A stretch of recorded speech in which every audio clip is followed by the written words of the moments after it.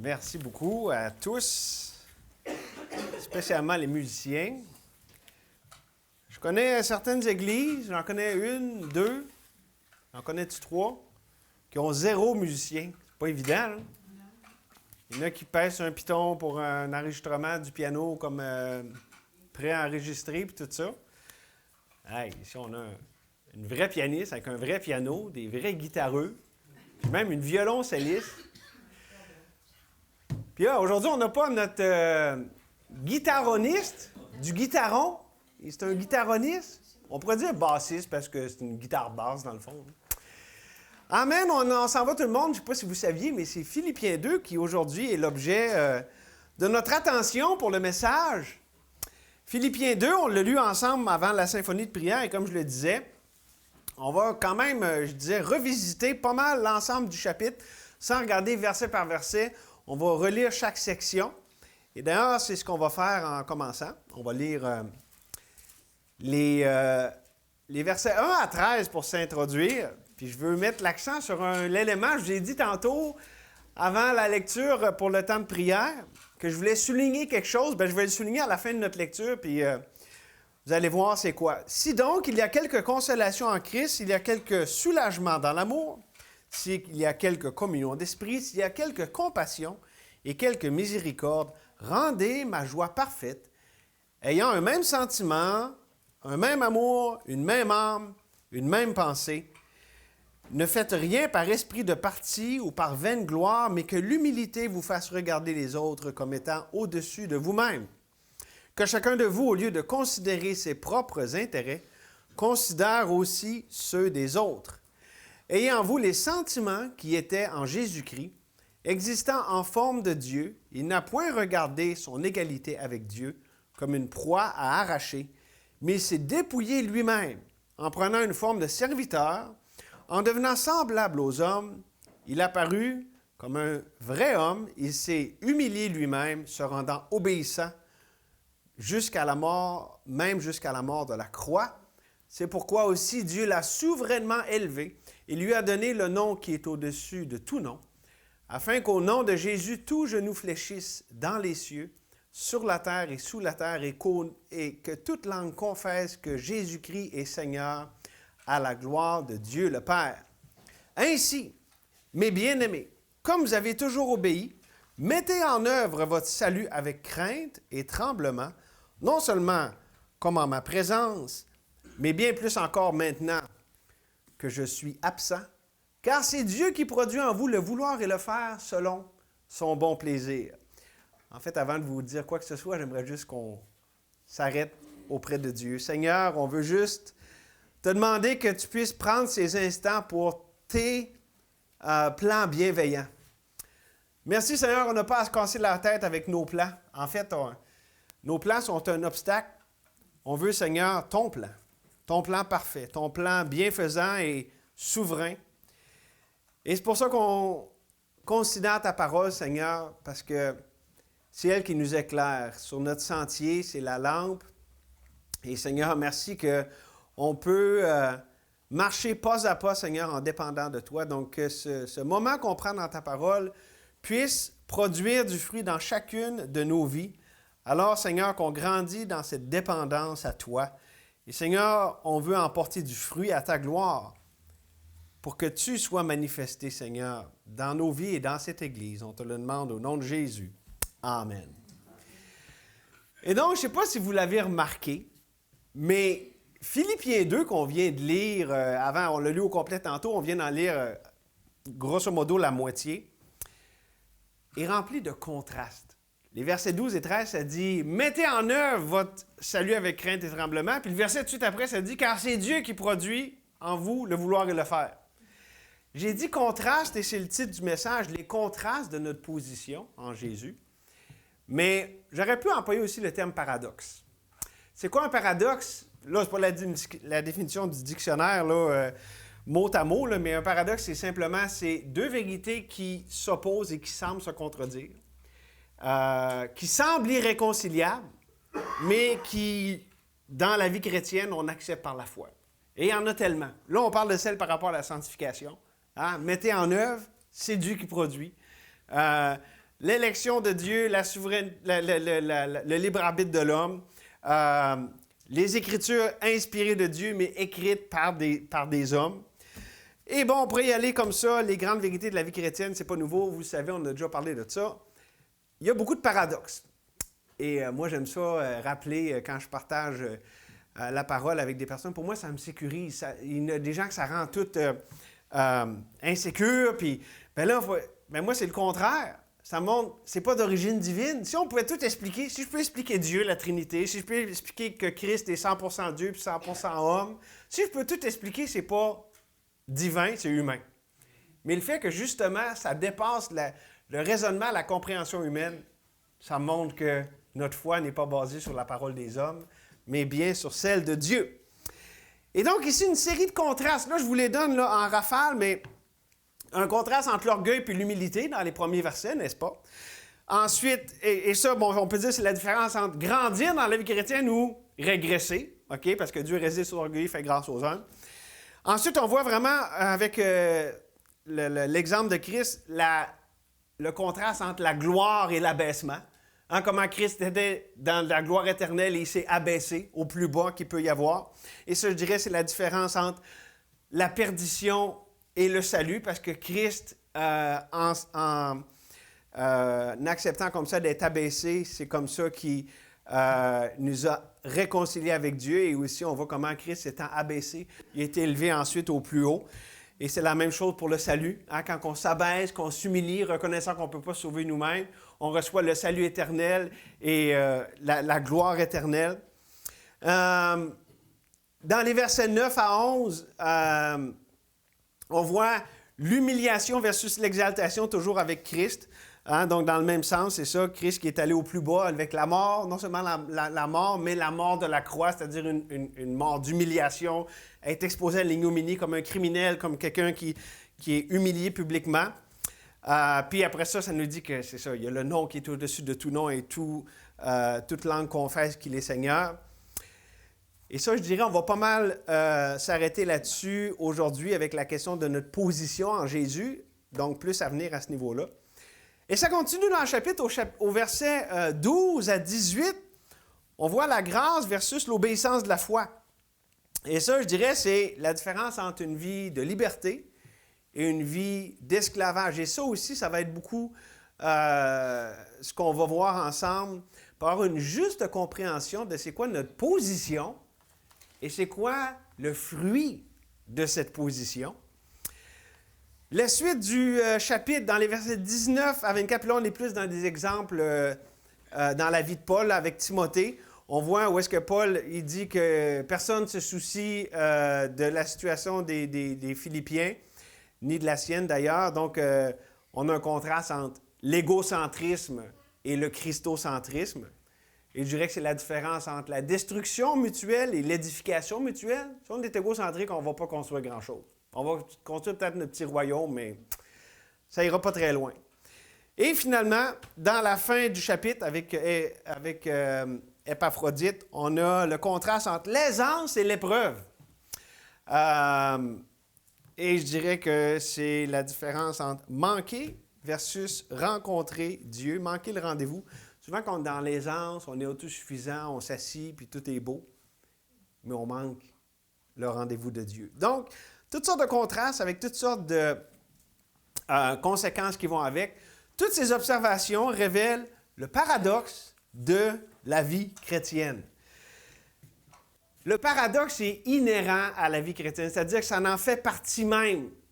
On parle de vie chrétienne, il va y avoir du paradoxe. OK? Puis là, on va le voir à travers le message, mais on jouit de la vie de Christ en nous en acceptant notre mort. La vie est le chemin vers la mort est le chemin vers la vie. On accède à la vie en passant par la mort. Donc, ça, c'est vraiment, je dirais, au cœur du message. Puis aujourd'hui, on est vraiment avec les vérités de la sanctification. Où est-ce que parfois, on a de la misère à comprendre. Puis là, on va regarder des choses qui souvent vont être une controverse, des points de divergence entre certains chrétiens quand il est la question de la sanctification. Mais par exemple, OK, ma position en Jésus-Christ versus ma pratique de ma foi. Position, pratique, ça souvent, c'est pas tout le monde qui est d'accord avec ça, ou ma relation avec Dieu versus mon service pour Dieu. Puis notre frère a prêché là-dessus, il y a à peu près un mois, je dirais, à Josiah. Donc, ça, c'est en guise d'introduction. J'aimerais qu'on regarde deux contrastes qui touchent à notre position en Jésus-Christ. Deux contrastes. D'abord, notre position versus notre pratique. OK? Donc, quand on parle de nos positions, là, c'est on est assis dans les lieux célestes, nous sommes en Jésus, nous étions morts, nous sommes maintenant vivants en lui, on est acceptés. Tu sais, c'est Éphésiens 1, 2, 3, puis OK, notre position versus notre pratique, la marche, OK? Mettez ces choses en pratique. C'est vraiment le premier point, le premier contraste, notre position versus notre pratique. Et là, pour avoir une juste compréhension biblique et christique, il faut considérer, et là, je vais prendre un gros mot que peut-être vous le connaissez, mais il faut considérer ce point-là là, à la lumière de Jésus et de la kénose. Si je dis kénose, il y a des gens ici qui sont complètement perdus.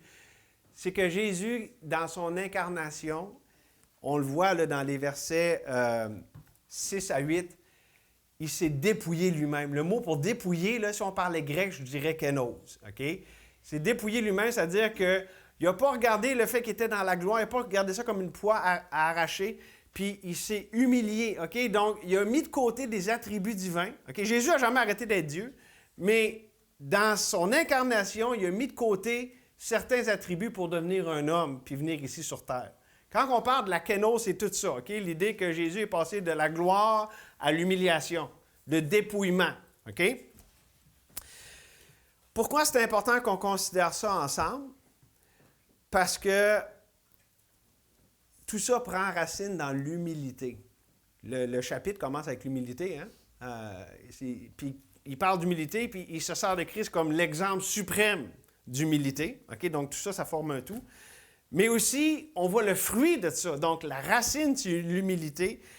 Et le fruit, c'est la vie. Le fruit, c'est tout ce qui est bon, puis ce qui est beau, c'est l'œuvre de Dieu qui se passe. OK? Donc, si dans nos vies, on veut porter du fruit, il faut s'enraciner dans l'humilité. Si on veut voir la gloire de Dieu, il faut accepter d'être enraciné dans l'humilité, ou je peux le dire autrement, l'humiliation.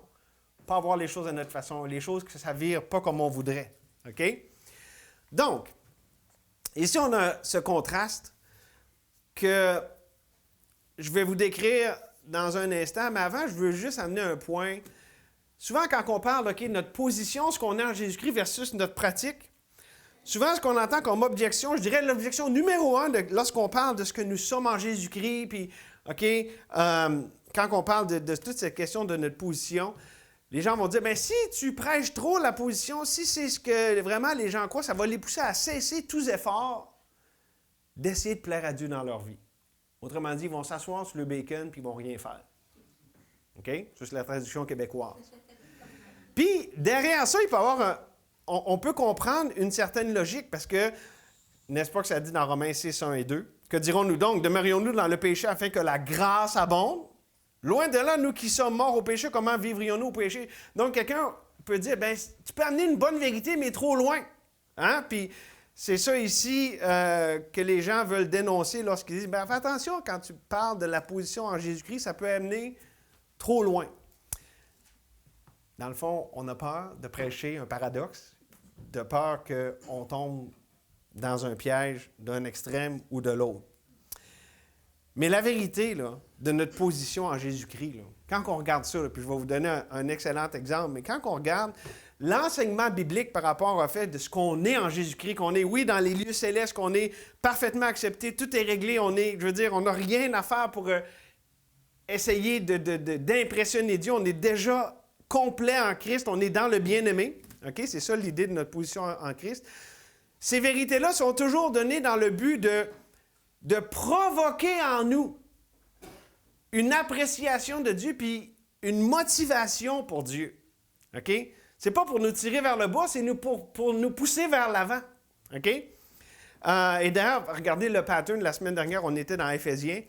Éphésiens 1, 2, 3. Ça nous parle justement de la grandeur de ce que Dieu a fait de nous autres, de notre position, chapitre 1 à 3 dans Éphésiens, c'est notre position en Jésus.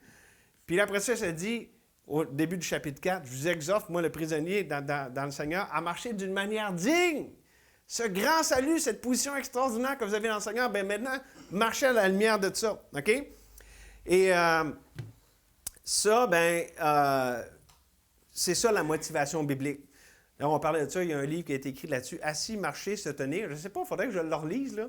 On en a parlé la semaine dernière, mais toi, tu dis qu'il y a des affaires qui t'avaient chicoté, il faudrait que je pense que je vais le recommander. Plein de monde m'ont parlé de ce livre-là. Y a-t-il quelqu'un qui sait il est où, ce livre-là, de Watchman Nee, « Marcher, assis, marcher, se tenir ». Oui. Ben non, mais on avait un, nous, on avait un exemplaire. Puis là, je ne sais pas, il est où, on l'a passé, puis... En tout cas. OK. On parle de notre position versus la pratique. Je vous donne juste je vais vous expliquer le contraste, là. Notre position en Jésus-Christ, elle est parfaite. Devant Dieu, là, on est saint, irréprochable. OK? Ça, c'est notre position. Maintenant, notre pratique, c'est la réponse à ce grand salut. OK? Par exemple, si on regarde dans 1 Corinthiens... Voyons, il est où mon... Ah, il est là. Ainsi, mes frères bien-aimés, soyez fermes, inébranlables, travaillant de mieux en mieux à l'œuvre du Seigneur, sachant que votre travail ne sera pas en vain dans le Seigneur. Donc, c'est la réponse. Notre position, c'est la considération de ce que le Père a fait en Jésus-Christ. Et notre pratique, bien, c'est l'appréciation du Fils de Christ qui vit en nous. OK? Notre position, c'est notre salut éternel, inchangeable, parfait. Notre marche, bien, elle est sujet aux aléas de la vie. Variable, fluctuante. Mais ça ne l'affecte pas. Tu sais, quand même que j'ai une mauvaise journée, là, Dieu m'aime pas moins cette journée-là. OK? Ça, c'est important, je pense. C'est pour ça que notre position, c'est important. Des fois, justement, notre marche, ce n'est pas tout le temps constant, n'est-ce pas? Mais ça ne change pas la disposition de Dieu envers nous autres. Notre position nous parle du fait qu'on est saint, on est mis à part, parfait devant Dieu. Et notre marche, ça nous parle qu'on marche dans la sainteté, on recherche ces choses, on recherche à marcher d'une manière digne de notre Seigneur. Pourquoi? Parce qu'on veut marcher à la lumière de ce qu'il a fait de nous autres. Notre position nous parle que nous sommes morts avec Christ, morts au péché, et notre marche nous montre que nous marchons en nouveauté de vie. On se voit comme morts au péché et comme vivants pour Dieu. Donc, vous voyez le contraste. Un qui est parfait, accompli, total, et l'autre qui est dans le quotidien, qui n'est pas parfait, mais qui est à la lumière du parfait. Et remarquez ici le modèle. J'ai pris le temps de vous expliquer ça parce qu'il y a un pattern. Okay? Un modèle, un pattern. C'est quoi qu'on voit dans ce que je vous ai souligné par rapport au contraste entre notre position et notre marche? C'est que c'est toujours de la racine vers le fruit. Comme Jésus l'a bien illustré dans Jean 15 avec la vigne. Jésus, là, c'est lui, la racine nourricière, le tronc, puis nous, on est les branches. OK? C'est ça. Notre position, c'est qu'on a été attachés. OK? On était étrangers avant, mais on a été greffés. On fait maintenant partie de la racine nourricière. Et notre marche, la pratique de la vie chrétienne, c'est le fruit que ça va donner. Et les deux sont organiquement reliés, sont inséparables, sont en symbiose vitale, tel que exprimé dans un autre passage de Jean. Dans Jean 17, Jésus a donné la parabole de la vigne dans Jean 15, mais il a prié pour nous dans Jean 17. Et regardez, écoutez bien ce qu'il dit. Ce n'est pas Jésus ici qui prie au Père. Ce n'est pas pour eux seulement que je prie, donc pas juste les prier, pas juste pour les apôtres, mais encore pour ceux qui croiront en moi par leur parole. Ça, c'est nous autres. OK? Afin que tous soient un, comme toi, Père, tu es en moi, et comme je suis en toi, afin qu'eux aussi soient un en nous. Voyez-vous la symbiose, l'unité parfaite? Pour que le monde croie que tu m'as envoyé, je leur ai donné la gloire que tu m'as donnée, afin qu'ils soient un comme nous sommes un, moi en eux, et toi en moi, afin qu'ils soient parfaitement un et que le monde connaisse que tu m'as envoyé et que tu les as aimés comme tu m'as aimé. Moi, quand je dis ça, des fois, c'est « wow ». Tu sais, on disait tantôt, là, on n'est pas dans quelque chose d'humain, là. C'est divin. Ça, c'est extraordinaire. Et c'est libérateur. Ces vérités-là, pourquoi sont si précieuses et si belles? Parce qu'elles nous libèrent du joug de la servitude. La Bible nous dit, c'est pour la liberté que Christ nous a affranchis. Demeurez donc fermes et ne vous laissez pas mettre de nouveau sous le joug de la servitude. On est libre de servir à la lumière de ce que Dieu a fait de nous autres. On n'a pas le fardeau d'essayer de performer pour impressionner Dieu. Dieu est déjà impressionné, là. Pourquoi? Parce que Christ en nous. C'est tout ce qui impressionne Dieu. Et nous, maintenant, on vit à la lumière de ça. Puis oui, on est motivé, puis oui, on donne de notre mieux. Ça ne tire pas vers le bas, c'est « Wow! Je suis libre d'aimer, je suis libre de donner tout pour toi, le Seigneur. » Et donc, c'est plus comme un fardeau de religion, là. Il faut que tu performes, sinon Dieu n'est pas content. Puis là, tu as une espèce d'épée de Damoclès qui est toujours au-dessus de ta tête. Non, c'est pas du tout ça. Quand on comprend notre position, notre pratique est totalement différente. En fait, ça nous donne des ailes dans notre pratique. Et c'est pour ça que les deux, lorsqu'ils sont bien compris, c'est beau, c'est libérateur. Et je reviens à toute la question de la kénose, parce que je n'ai parlé tantôt, on l'a ici dans les versets 6 à 8. Mais Jésus, quand il était sur terre, comment il a exprimé cette kénose, le fait qu'il s'est dépouillé de certains attributs? Bien, Jésus, là, quand il était sur terre, puis ça, il y a des gens ici, je ne sais pas si vous avez pris le temps de réfléchir là-dessus. Jésus, là, OK, c'est Dieu fait homme. 100% Dieu, 100% homme. Mais sur terre, il était limité. Il avait faim, puis il y a des choses qu'il ne pouvait pas faire. Les gens disent « Hey, Jésus pouvait faire ça. » Non, il a décidé qu'il ne pouvait pas. OK, puis je vous lis ici, là, ce que lui-même a dit. Jésus reprit donc la parole et leur dit, en vérité, je vous le dis, le Fils ne peut rien faire de lui-même.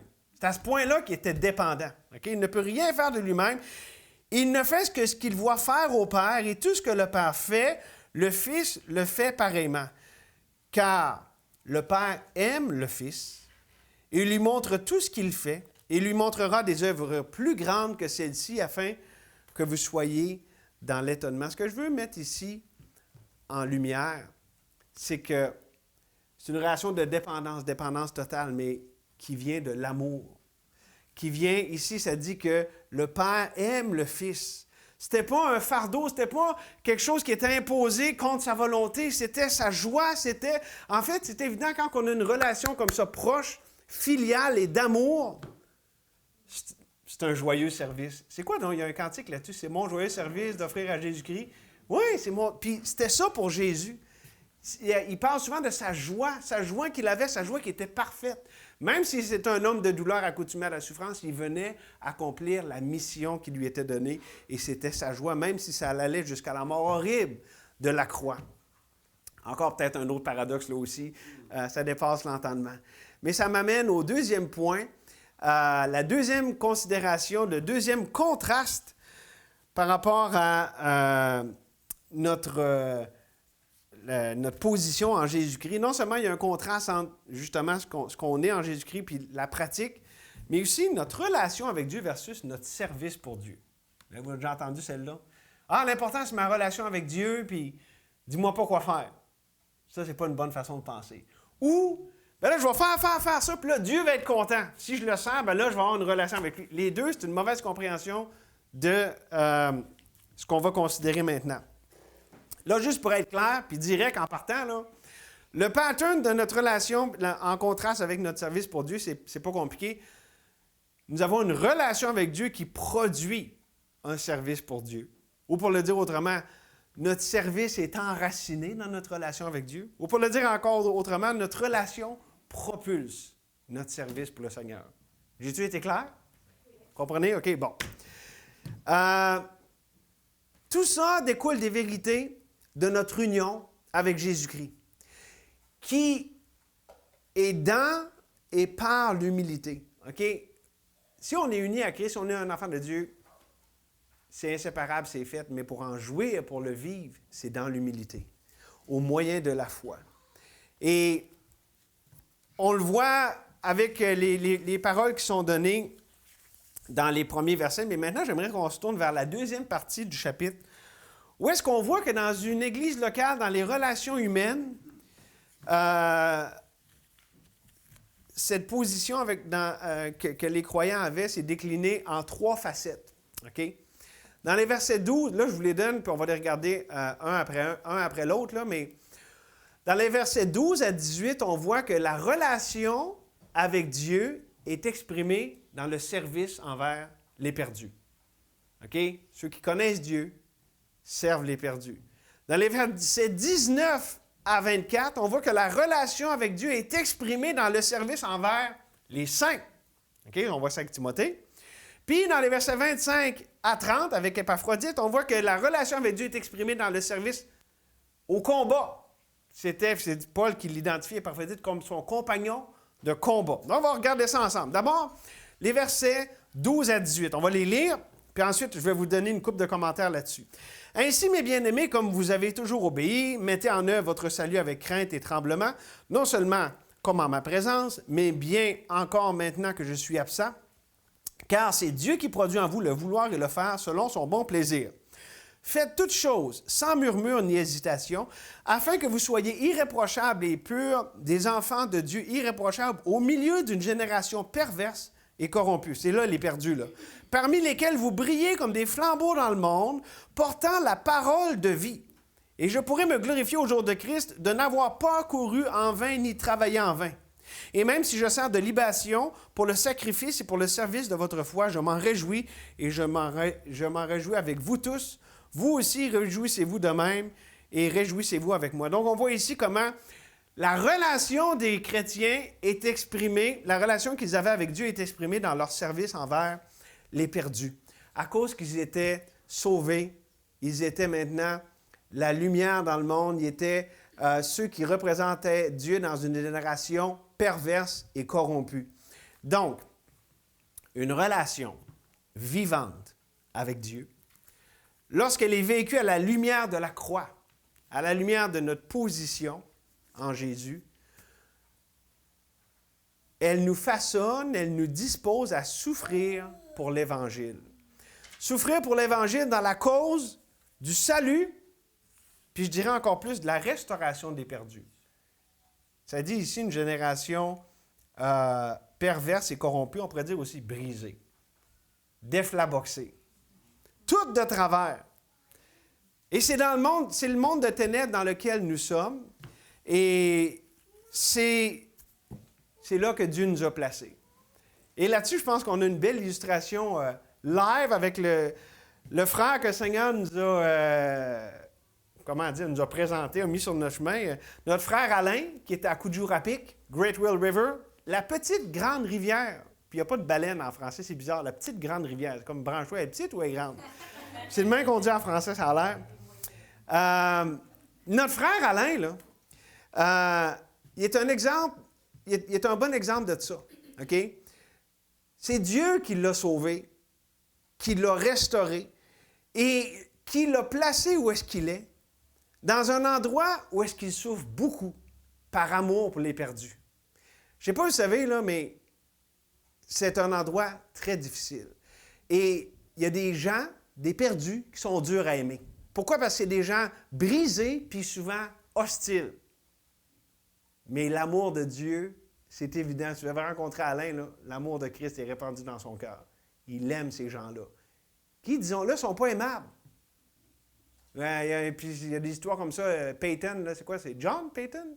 Qui est allé vers les cannibales. Je veux dire, il les aimait. Bien, puis Dieu a fait un œuvre. Mais ouais, il l'aimait au goût. Mais j'ai pas besoin de vous dire, j'ai pas besoin, de dire ou de rappeler à mon frère qu'il a besoin d'être un flambeau. Non, c'est l'œuvre de Dieu. À cause que sa relation avec Dieu, parce qu'il connaît Dieu, le fruit, c'est que sa vie est un service pour les perdus. OK? C'est de ça ici ton père. Donc, voyez-vous comment l'un est intimement relié à l'autre? C'est vraiment un qui est la racine et l'autre en est le fruit. Donc ensuite, puis là on va lire Timothée avec les versets 19 à 24. « J'espère dans le Seigneur Jésus de vous envoyer bientôt Timothée, afin d'être encouragé moi-même en apprenant ce qui vous concerne, car je n'ai personne qui partage mes sentiments pour prendre sincèrement à cœur votre situation. Tous, en effet, cherchent leurs propres intérêts et non ceux de Jésus-Christ. Vous savez qu'il a été mis à l'épreuve en se consacrant au service de l'Évangile avec moi, comme un enfant avec son père. J'espère donc de vous l'envoyer dès que j'apercevrai l'issue de l'état où je suis. Et j'ai cette confiance dans le Seigneur que moi-même aussi j'irai bientôt. » Qu'est-ce qu'on voit avec Timothée? On voit quelqu'un qui a une relation vivante avec Dieu, qui vit à la lumière de la croix et de sa position en Christ. Et ça le façonne, ça le dispose à souffrir avec ceux qui ont tout donné pour l'Évangile. Timothée, c'était pas facile de suivre Paul, là. Pas parce que Paul était grincheux, parce que Paul, à cause de sa foi, à cause qu'il proclamait l'Évangile, puis à cause c'est ça, Dieu l'utilisait pour bâtir son royaume, il y avait beaucoup de souffrance avec tout ça. Puis, c'est drôle des fois comment la souffrance n'était pas nécessairement de la part de ceux qui sont perdus puis hostiles à l'Évangile, comme on l'a vu dans les versets précédents, mais là, c'était le peuple de Dieu qui était indifférent. Timothée qui prenait à cœur, lui, la situation de Paul, puis qui voulait que, les Philippiens, eux autres aussi l'ont pris à cœur, mais la majorité des personnes, ça leur passait par-dessus la tête. Ça dit que chacun cherchait leurs propres intérêts. Et je crois que dans le contexte, ça nous parle ici des croyants. Et donc, pour donner un exemple, tantôt j'ai parlé de notre frère Alain puis les perdus, mais je pense qu'on a vécu, et on l'a vécu en tant qu'individu, mais aussi on a vécu, vous savez qu'en tant qu'Église, on a eu une expérience inouïe. Dieu nous a bénis d'une façon vraiment spéciale tout le temps du COVID, là. Je pense que Dieu nous a fait vivre des choses extraordinaires, mais aussi en solidarité avec d'autres enfants de Dieu. Tu sais, les coachs, là, pas eux autres ici, là. Ben oui, eux autres ici aussi, on a vécu avec eux autres, mais d'Alberta, là. James, OK? Puis l'autre, là, avec la grosse barbe, puis MacArthur, puis Théo Vox, puis excusez, là, la grosse barbe, je ne veux pas l'insulter. Ben, il y a une grosse barbe, là. C'est quoi son nom? Pas Thiessen? Friesen? En tout cas, vous savez c'est qui, là, le gars avec la grosse barbe, là? Il a l'air bien fin, là. Je ne sais pas comment, je ne me rappelle plus de son nom, là. Je ne l'ai pas écrit sur mon papier ici. Le Seigneur a permis d'ouvrir nos horizons, de voir, hey, on a des frères et sœurs qui sont disposés à souffrir pour le Seigneur, puis qui veulent payer le prix pour l'édification des saints, parce que ça a été ça. Je voyais ça dernièrement. OK? Les SQDC, les SAQ, les Walmart étaient tout ouverts, mais toutes les églises, il fallait les fermer. Ça, c'est pas les priorités bibliques. Là, je ne sais pas si vous avez regardé dans la Bible, là. Mais SQDC versus Église, là, je ne sais pas si on demande à Dieu c'est quoi qu'il pense, là. Mais je pense que la priorité est claire. Ah non, mais c'est dangereux, c'est dangereux. Bien, si c'est dangereux une place, c'est dangereux à l'autre, là. Convenez-vous que, évidemment, on sait, Satan, c'est le prince de ce monde, puis tout ça, mais tout ce que je veux amener avec ça, c'est que Dieu nous a permis d'expérimenter, de vivre des vérités comme ici, on vient de voir dans les versets. Où est-ce que, je vais vous le dire, moi je crois qu'en général, le corps de Jésus-Christ, l'Église du Dieu vivant, en général, Dieu a révélé que beaucoup cherchaient leurs propres intérêts. Peu avaient à cœur. Et tu sais, ça dit, tous en effet cherchent leurs propres intérêts et non ceux de Jésus-Christ.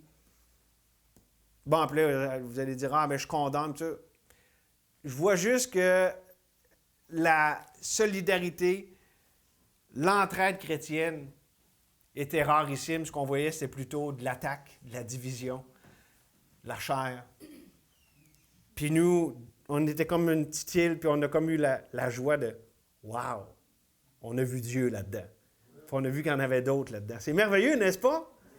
Ça a été extraordinaire. Fait que je veux juste vous dire, c'est ça que je veux amener, c'est que à la lumière de... Puis n'est-ce pas comme un drôle de hasard qu'en plus Dieu nous a montré des vérités sur ce qu'on est en Jésus, puis tout ça, puis ça a tout fait partie d'un package deal. C'est pas un hasard. Ça va tout ensemble. Quand on est sécure dans ce qu'on est dans le Seigneur, c'est le genre de fruit que ça porte, non seulement envers les perdus, mais aussi envers les saints. Ce qui est ressorti de tout ça, on a découvert Dieu. On a découvert Dieu ensemble, puis on s'en est émerveillés. Puis on a vu qu'on avait des frères et sœurs qui n'ont peut-être pas le même nom en avant de Église, la même dénomination, mais qu'on a vu que c'est des frères et sœurs bien-aimés qui sont prêts à payer le prix pour leur foi, plus précieuse que l'or. Amen? Ça m'amène au dernier contraste qu'on voit dans le chapitre 2. Non seulement par rapport aux perdus, par rapport aux sauvés, mais on voit dans les versets 25, on va les lire avant, « J'ai estimé nécessaire de vous envoyer mon frère Épaphrodite, mon compagnon d'œuvre et de combat, par qui vous m'avez fait parvenir de quoi pourvoir à mes besoins, car il désirait vous voir tous, et il était fort en peine de ce que vous aviez appris sa maladie. Il a été malade, en effet, et tout près de la mort, mais Dieu a eu pitié de lui, non seulement de lui, mais aussi de moi, afin que je n'ai pas tristesse sur tristesse. Je l'ai donc envoyé avec d'autant plus d'empressement, afin que vous vous réjouissiez de le voir et que je sois moi-même moins triste. Recevez-le donc dans le Seigneur, avec une joie entière et honorez de tels hommes, car c'est pour l'œuvre de Christ qu'il a été près de la mort, ayant exposé sa vie afin de suppléer à votre absence dans le service que vous me rendiez. » Donc, non seulement la relation avec Dieu est exprimée dans le service pour les perdus, dans le service pour les saints, mais quand on est en relation avec Dieu, ça va s'exprimer dans le service au combat. Ici, c'était évident qu'il était dans une guerre spirituelle. Et on va parler là-dessus après-midi. Le message d'après-midi, il y a des choses super importantes qu'on va voir ensemble. Mais une des choses qu'on voit dans l'histoire de l'Église, c'est lorsque l'Église est attaquée de front, lorsque l'Église passe par l'épreuve, par la persécution, c'est là qu'elle porte le plus de fruits. Et ici, on voit ça, c'était dans le combat, mais les gens, justement, qui de leur relation, puis frère Couture, Luc avait amené un message là-dessus au rassemblement, au ralliement. Tu fais comment? En tout cas, c'est genre fin COVID, là. Je ne sais pas si vous vous rappelez, puis il avait dit justement, tu sais, pouf, ça n'arrive pas que de même que tu vas être prêt pour le combat du jour au lendemain. Ça va s'enraciner dans ta relation avec Dieu, puis là, de ça va sortir le fait d'être prêt pour le combat. Donc, notre relation vivante avec Dieu, lorsqu'elle est vécue à la lumière de la croix et de notre position en Jésus, va nous façonner, nous disposer à souffrir dans le combat de l'Évangile avec ceux qui s'y donnent de façon sacrificielle et christique. Et c'est ça l'idée avec Épaphras. Il est un compagnon de combat, les deux étaient animés du même esprit. Les deux ne comptaient pas leur vie comme précieuse. Ils voulaient achever la course. Et ils ne voyaient pas leur vie comme une proie à arracher, comme ça dit au verset 6. Mais ils acceptaient, par la foi, ils acceptaient en faisant confiance à Dieu, de souffrir pour le bien puis le péché des autres. Parce qu'ils étaient animés par les sentiments de Christ, par l'attitude de Christ. Et c'est là-dessus que je termine mon message aujourd'hui sur les contrastes, les paradoxes. Voulez-vous que je vous dise comment on réactionne un paradoxe dans la vie chrétienne? Voulez-vous le secret du succès? J'ai une recette pour terminer. Voici la recette secrète. Ah, mais si vous êtes... Ah, puis c'est quelqu'un qui me l'a... J'ai entendu. C'est ça, René? Oui, c'est par la foi. Les paradoxes, là, si on essaie des résoudre humainement, là, ça ne va pas marcher. On ne s'appuie pas sur notre propre sagesse. Mais on reconnaît Dieu dans toutes nos voies, puis on accepte, même si on ne comprend pas tout. C'est ça, la foi. C'est d'accepter, justement, qu'on ne comprend pas tout, mais si Dieu le dit, c'est bien correct de même. Moi, je ne peux pas vous dire le nombre de fois dans ma vie chrétienne où est-ce que j'ai eu une joie, une paix qui dépasse toute compréhension lorsque, face à des choses incompréhensibles de même qui tiraient d'un bord, qui tiraient de l'autre, que j'ai simplement dit, mais Dieu, je vais te faire confiance. Je l'accepte par la foi. Bien, c'est là que ça s'est résolu. C'est pas que j'ai eu la réponse à ci et à ça, mais c'est parce que Dieu est devenu ma réponse. Donc, la réponse, c'est pas dans ce qui nous titille du fait que je comprends pas ci, puis pourquoi ça arrive. Non, c'est le fait que, par la foi, c'est là qu'on rencontre Dieu. N'est-ce pas ce qu'on a vu? Il y a bien des affaires qu'on ne pourrait pas comprendre dans tout ce qui est arrivé. Mais quand on rencontre Dieu, c'est suffisant. Et c'est ça, vraiment ici, le but du message, c'est que il y a des contrastes dans la vie chrétienne, il y a des choses, on parle de paradoxes. Mais c'est quoi le grand échange de la vie chrétienne? C'est d'accepter que Christ est mort pour nous autres, c'est d'accepter que il a donné sa vie afin que nous puissions vivre, qu'il est mort afin qu'on n'aille pas à faire face à la mort. Et ça, quand même qu'on ne peut pas tout expliquer, quand on l'accepte, on passe de la mort à la vie. Donc, c'est simplement à ceci que je vous encourage de vous humilier devant ce que Dieu vous montre ce matin, de vous repentir de l'incrédulité, de la résistance, de l'insistance qui peut être dans votre cœur, puis de vous confier dans la provision de Dieu, la provision parfaite. Il n'y a pas d'autre moyen. Dieu a donné Jésus-Christ, puis il n'y en a pas d'autre. Il n'y a pas d'autre option à prendre pour avoir la vie. Alors peut-être que tu es ici ce matin, tu es abattu, tu es sous le poids de la souffrance, le poids de la misère, de ne pas trouver un sens à ta vie. Lève les yeux, regarde à la croix, regarde à Jésus qui est venu pour que tu sois sauvé, qui est mort afin que tu aies la vie. Et ça, mes amis, ça va se passer le jour où est-ce que vous vous confiez, vous recevez par la foi la provision de Dieu. Christ a tout accompli, il vous reste simplement à le recevoir. Puis pour les enfants de Dieu, Dieu a tout pourvu pour qu'on ait la vie en abondance. Pas pour qu'on vive dans le désert, puis qu'on subsiste, puis qu'on soit comme dans Romains 7. Mais Dieu a tout donné pour qu'on vive dans la terre promise de ses promesses, de Romains 8, de tout ce qui contribue à la vie et à la piété. Donc pourquoi tarder? Pourquoi remettre à plus tard alors que Dieu nous a tout déjà donné pleinement en lui? Je vous invite à vous confier en lui, que ce soit pour le salut de votre âme ou pour votre marche avec le Seigneur, la joie dans le milieu des circonstances. Je vous encourage à venir à lui tel que vous êtes et à venir à lui seul. Seigneur, merci de ce que tu nous as donné, Jésus, ton Fils. Merci de ce que tu nous as donné, la perfection, tu nous as donné tout pleinement en lui. On n'a pas une deuxième étape, une autre place où aller chercher. On a tout en lui. Et Seigneur, je prie que ce matin, Jésus soit exalté comme étant loin de l'Éternel, celui qui a été désigné pour sauver le seul. Il n'y a pas de nom qui est au-dessus de son nom. Il n'y a pas de salut en aucun autre. Et oui, au nom de Jésus, tout genou fléchit. Je prie que ceux qui n'ont pas encore fléchi le genou devant Christ pour le salut de leur âme, qu'ils le fassent aujourd'hui même. Et pour nous, tes enfants, on veut se réjouir que nous avons tout pleinement en toi.